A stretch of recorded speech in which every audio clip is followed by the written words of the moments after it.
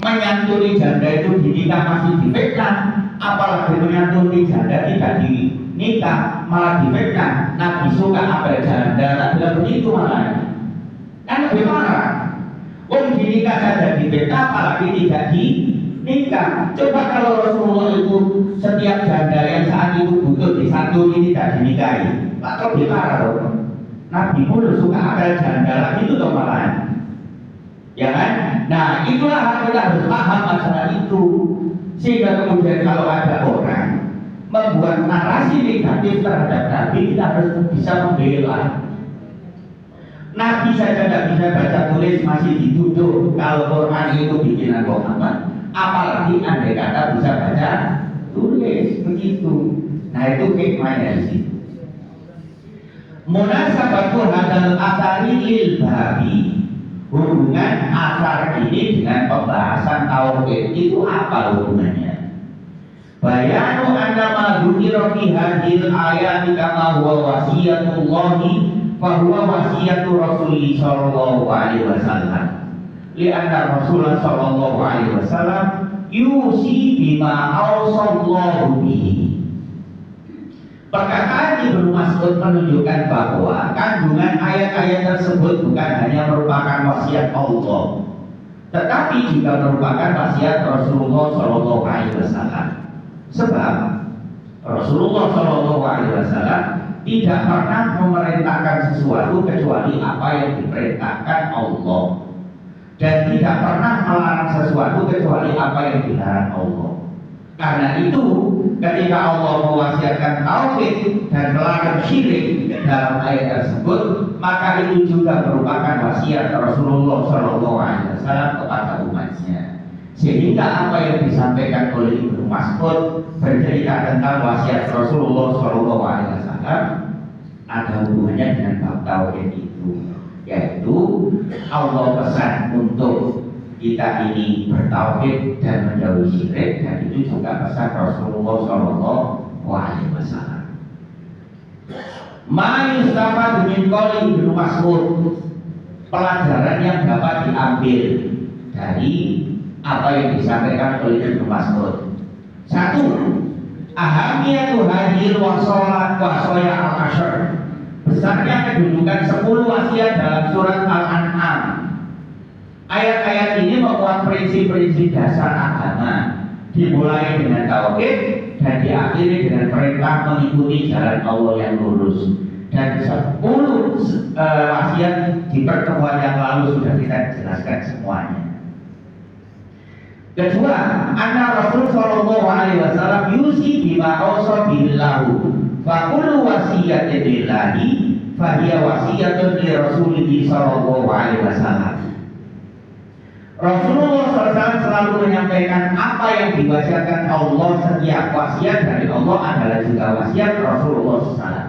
Kenapa? Karena beliau hanyalah penyampai wahyu yang sempurna.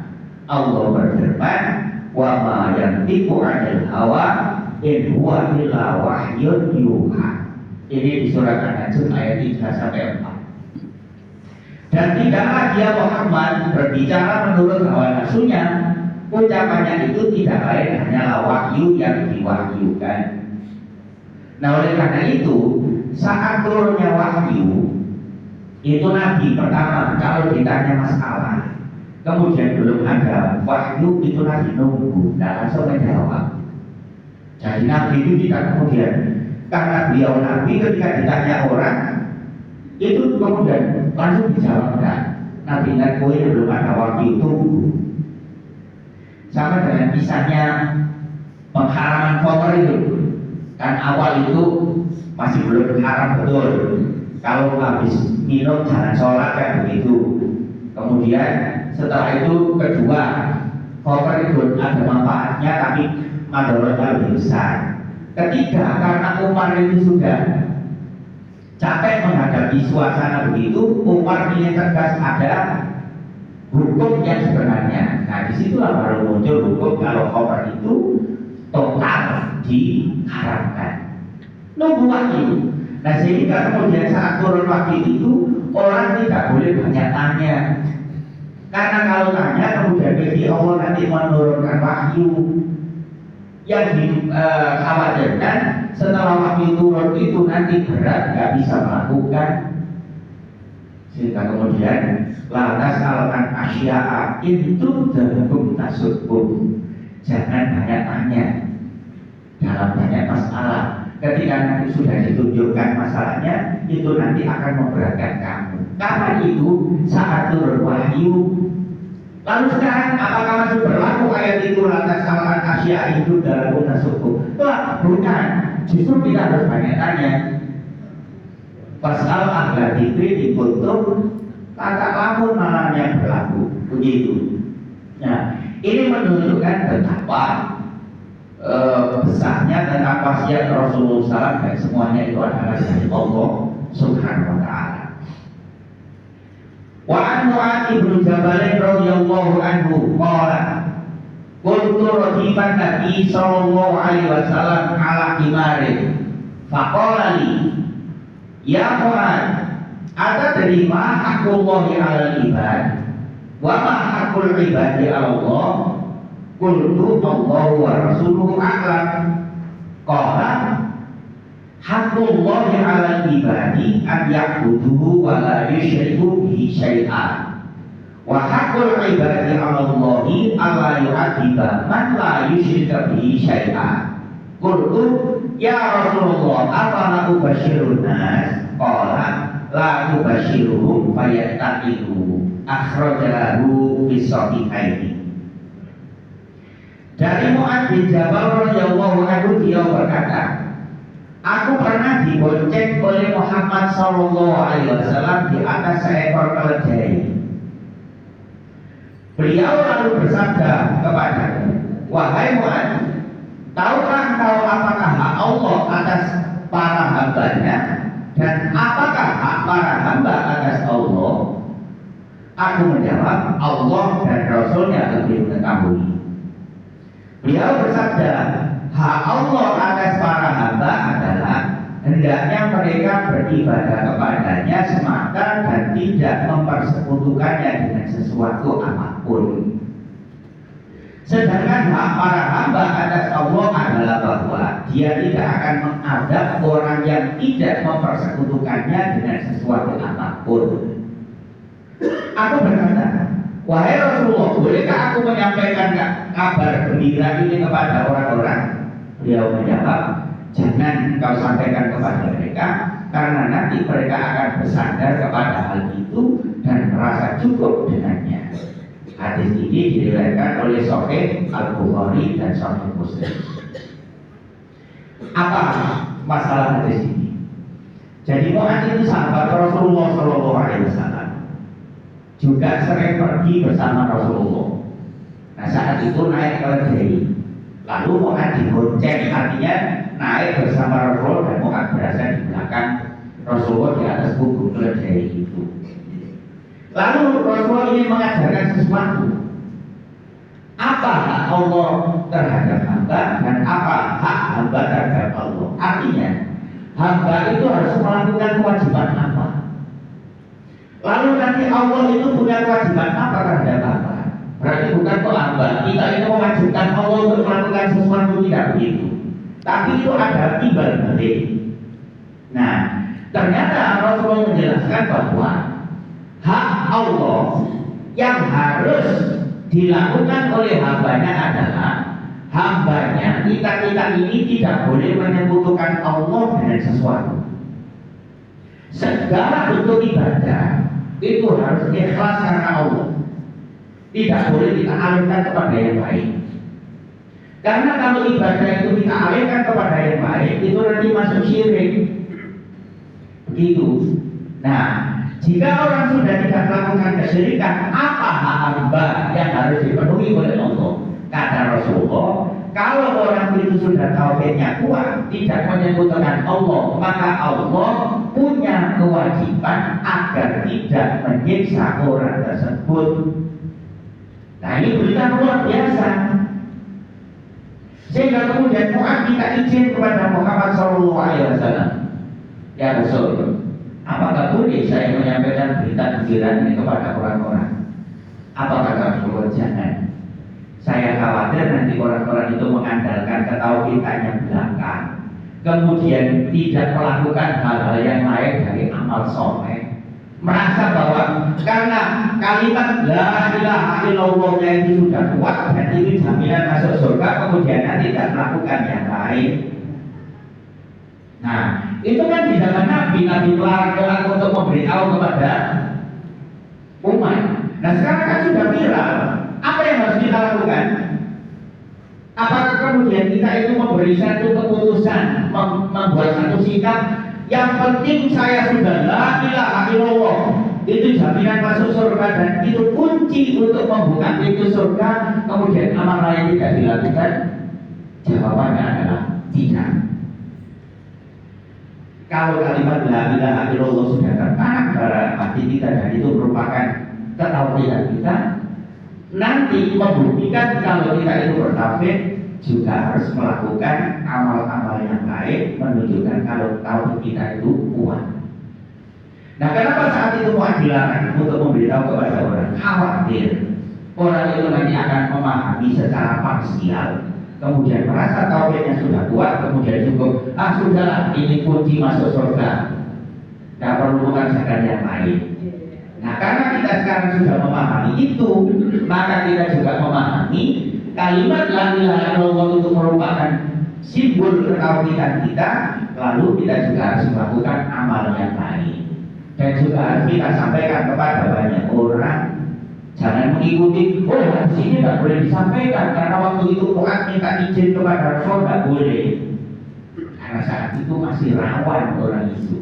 Dan agama itu masih diajarkan sehingga nanti orang merasa cukup. Bisa jadi nanti orang tidak usah mendengarkan maksiat Rasulullah yang lain, bahwa kita sudah bertauhid. Nanti masalahnya menjadi begitu.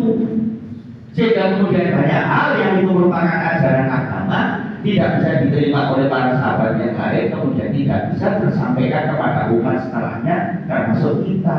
Begitu. Nah, saat ini kita memahami hadis ini, jangan kemudian kita tidak menyampaikan berita gembira itu kepada orang lain, justru harus kita sampaikan dan kita jelaskan secara luas. Tauhid dengan kalimat la ilaha illallah harus tertanam dalam hati untuk membuktikan kalau tauhid kita kuat itu berarti hal-hal yang itu merupakan sendi-sendi ketauhidan juga harus terrealisasi dalam kehidupan kita. Buktinya kita tetap sholat, kita tetap sedekah, kita tetap silaturahmi, macam-macam itu. Nah, itu maksudnya. Siapa Mu'ad? Dan apa pentingnya? Lalu sejauh mana kita harus percaya terhadap Mu'ad itu? Wa Mu'ad ibnu Jabalin ibnu Amr ibnu Aus.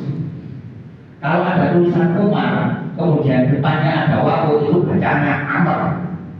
Kalau wawunya dibuang, Omar. Gitu.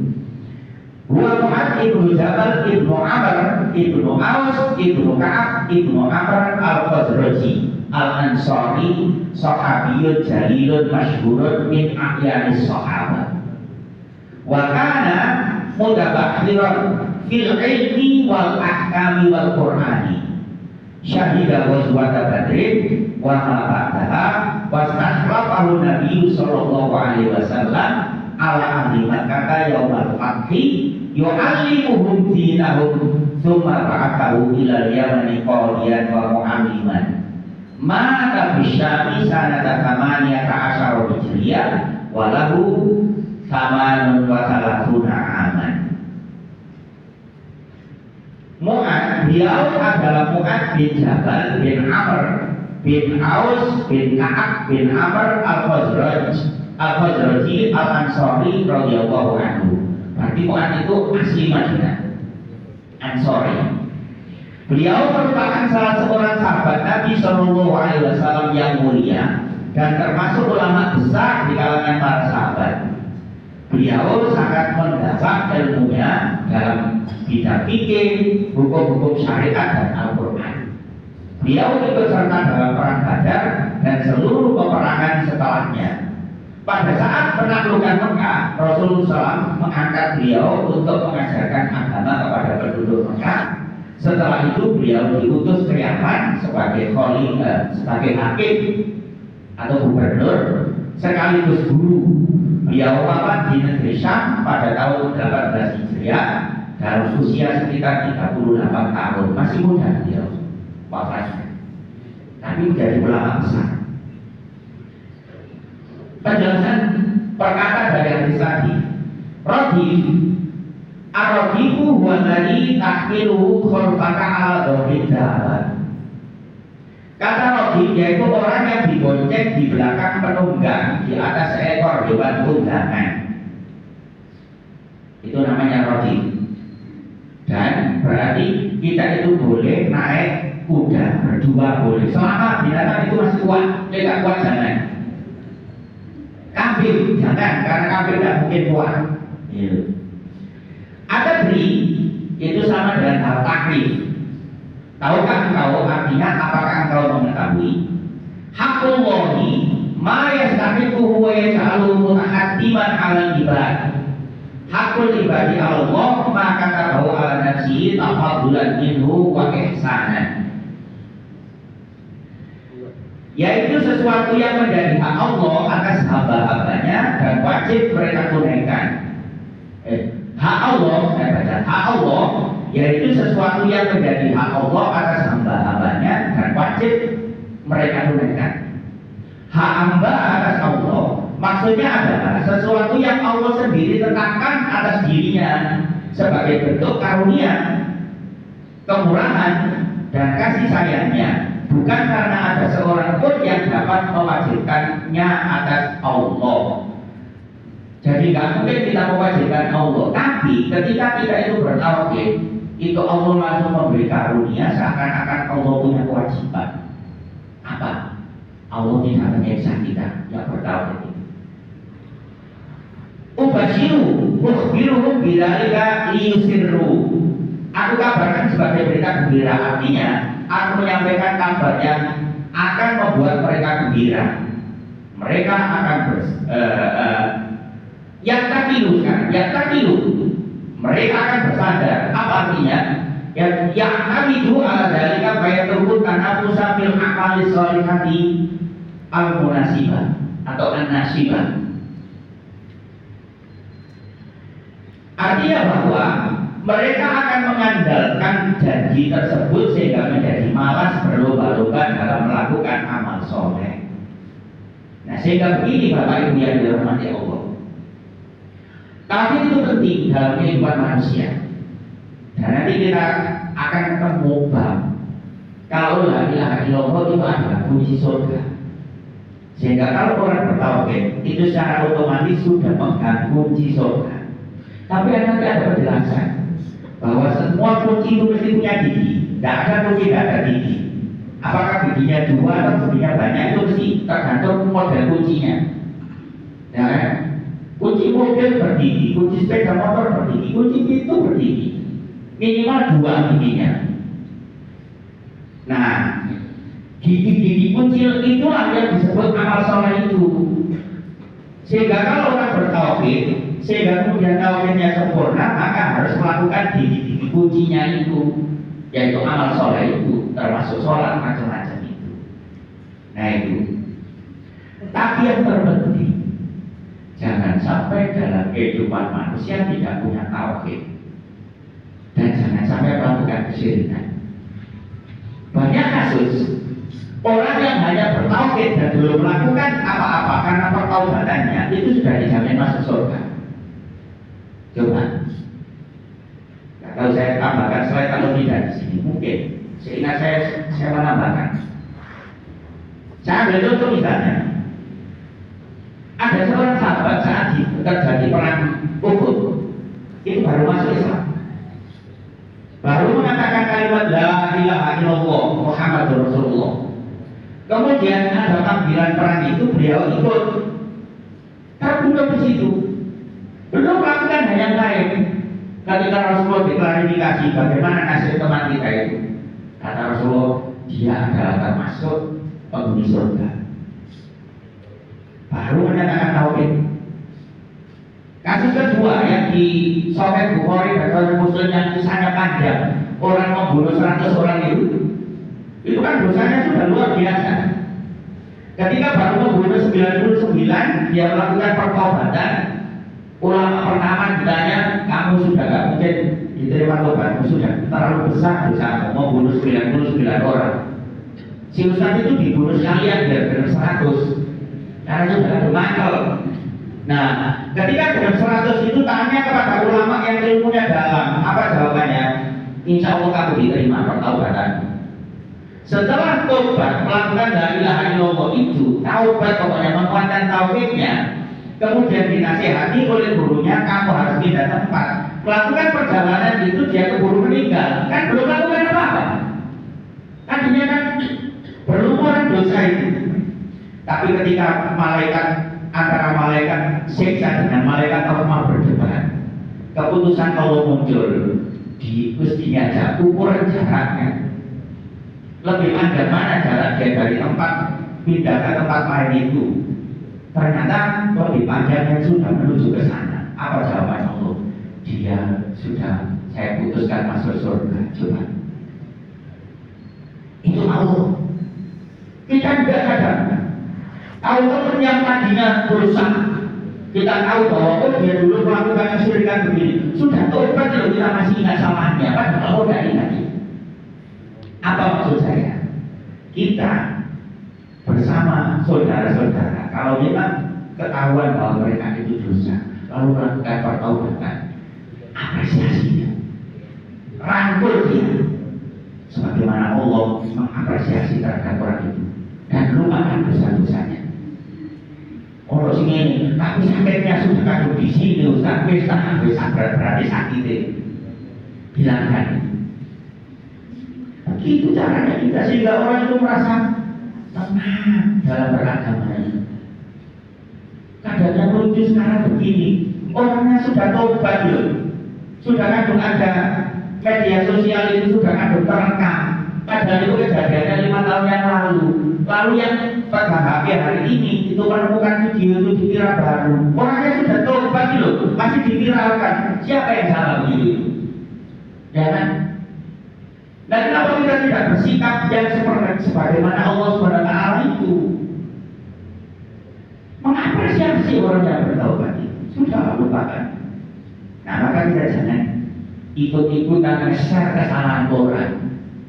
Kita tidak tahu orang itu sudah bertobat dan mungkin sudah dicap oleh Allah masuk surga. Kita tidak tahu. Lalu kok masih kesalahannya di-share? Berarti dosanya akan menumpuk ke kita, bukan ke dia. Nah, itulah pentingnya belajar akidah itu di sini. Maka ini saja piro berarti. Berapa menit? Ya. Al-makna ijma'i minul hadis.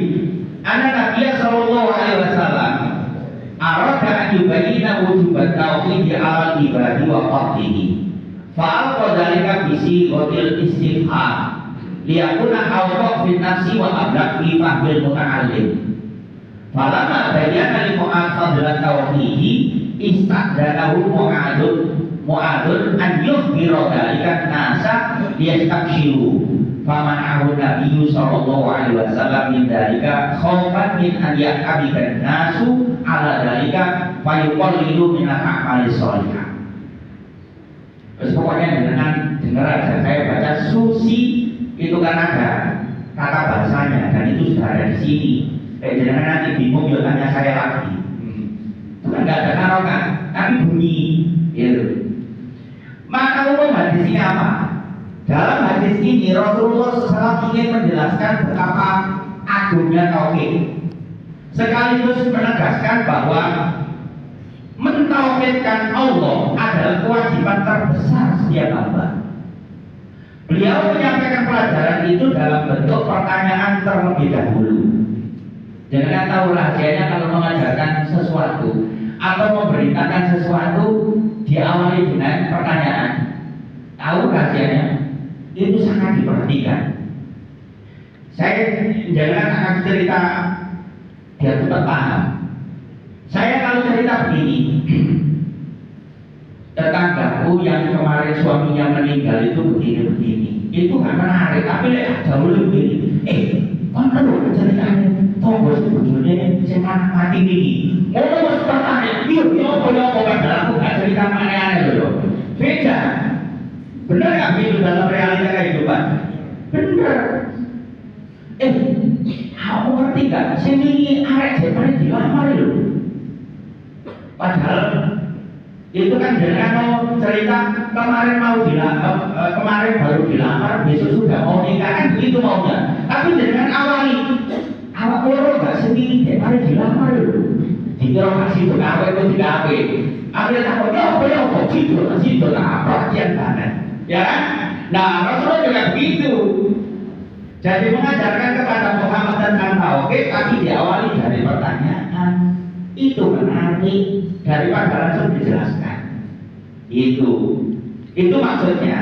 Nah sehingga kemudian Rasulullah mengawali dengan pertanyaan terlebih dahulu. Cara seperti ini lebih mampu menarik perhatian, menggugah pikiran, dan memudahkan seorang murid memahami pelajaran yang disampaikan. Setelah Rasulullah SAW menjelaskan besarnya keutamaan tauhid, Mu'adz radhiyallahu anhu meminta izin untuk menyampaikan kabar gembira tersebut kepada kaum muslimin agar mereka bergembira. Namun Rasulullah SAW melarangnya karena beliau khawatir sebagian orang hanya mengandalkan janji tersebut lalu mengurangi semangat mereka dalam beramal soleh.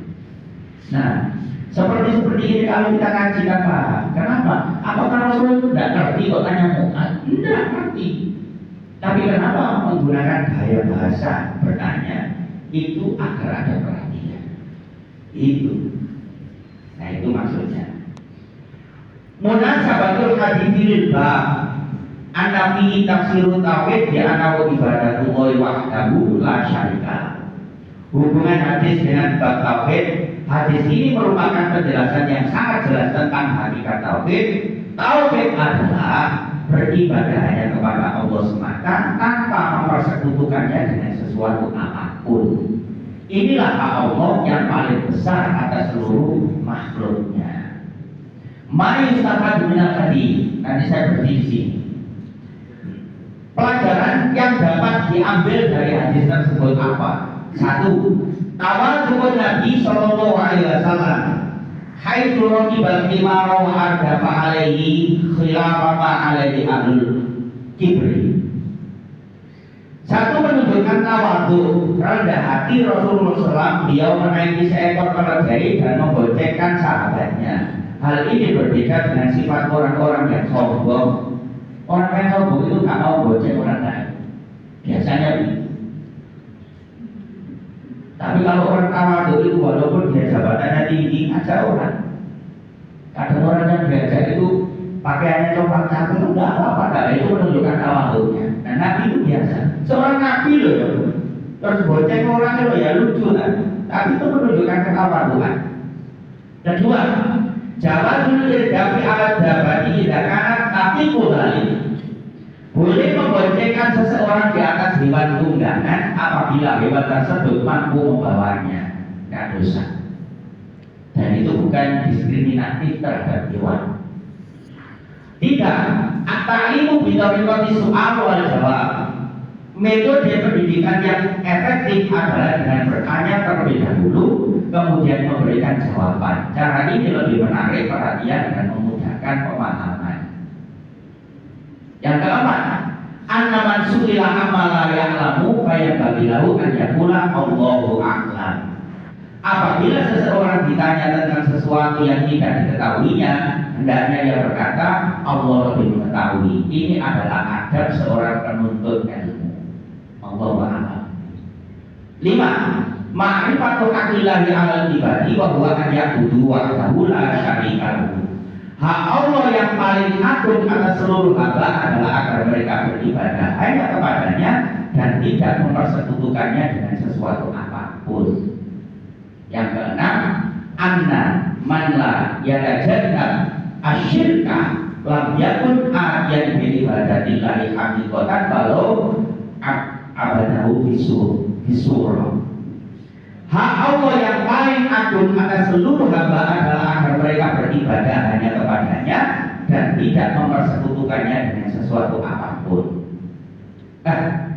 Maaf yang keenam, orang yang masih melakukan syirik belum dianggap besar-besar belum dianggap benar-benar merealisasikan ibadah kepada Allah, meskipun secara lahiriah ia banyak beribadah. Artinya begini, walaupun orang itu sholat, walaupun orang itu puasa, tapi kalau masih melakukan syirik itu dianggap belum beribadah kepada Allah Subhanahu wa taala. Kebalikannya. Orang yang tidak menyekutukan Allah, lalu nanti banyak dosa yang lain, itu masih ada kemungkinan nanti diampuni oleh Allah Subhanahu wa taala. Ketika dari akhir. Tapi jangan dijadikan pilihan, jangan begini, dan jangan dijadikan syariat. Seperti aku tauhid, bertauhid, masalah ibadah yang lain terserah, mau dosa terserah, nanti tahu diampuni Allah. Ya diampuni enggak. Nah itu, mending begini, tauhid kita kuatkan, kemudian tidak melakukan kesyirikan, lalu kita berupaya untuk melakukan kebaikan. Jika kepleset kepada dosa, kita istighfar dan mudah-mudahan Allah mengampuni. Dan itu dari akhir loh, dari akhir.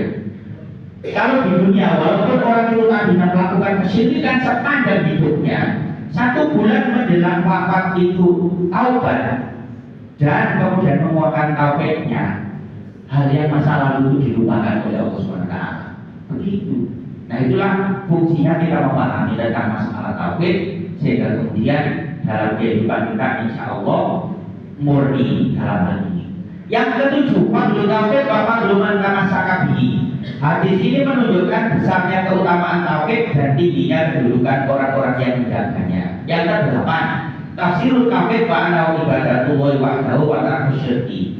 Tauhid dijelaskan secara praktis, yaitu mengesahkan Allah dalam seluruh bentuk ibadah dan meninggalkan segala bentuk kesyirikan.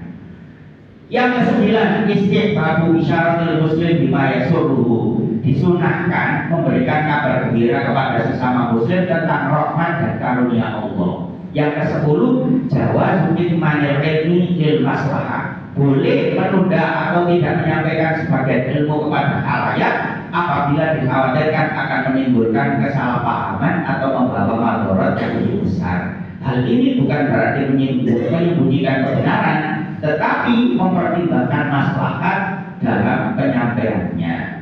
Yang ke-11, ta'adubul muta'alim ma'a mu'allimihi. Seorang penuntut ilmu hendaknya beradab kepada gurunya sebagaimana ditunjukkan oleh Rasulullah anhu yang menjawab dengan penuh penghormatan. Allah dan Rasulnya lebih mengetahui. Sikap tawadhu dan hormat kepada guru merupakan salah satu sebab keberkahan ilmu. Dan itulah kandungan hadis itu. Selesai nanti kita bab pindah bab baru. Wah ini nanti menarik luar. Pokoknya nanti kita paham. Oh ternyata kita sudah sesederhana itu dengan nanti gitu. Ye, ada pertanyaan monggo. Sebelum saya tutup. Sambut kita tutup. Mudah-mudahan Allah menerima segala amal soleh kita, mengampuni segala dosa kita, memberikan kesehatan kepada kita. Jika kita ada sakit, mudah-mudahan sakit itu adalah cara Allah dalam melebur dosa kita. Kita tutup dengan doa Allahumma aslih lana dinana alladzi wa ismatu amrina wa aslih lana dunyana allati fiha ma'ashuna wa aslih lana akhiratana allati ilaiha ma'aduna wa ja'al hayata ziyadatan lana fi kulli khairin wa ja'al mauta rahatan lana min kulli syarr. Rabbana hab lana min azwajina wa dhurriyyatina qurrata a'yun waj'alna lil muttaqina imama. Rabbana atina fid dunya hasanah wa fil akhirati hasanah wa qina adzabannar. Subhana rabbika rabbil izzati amma yasifun wa salamun alal mursalin walhamdulillahi rabbil alamin. Wassalamualaikum warahmatullahi wabarakatuh.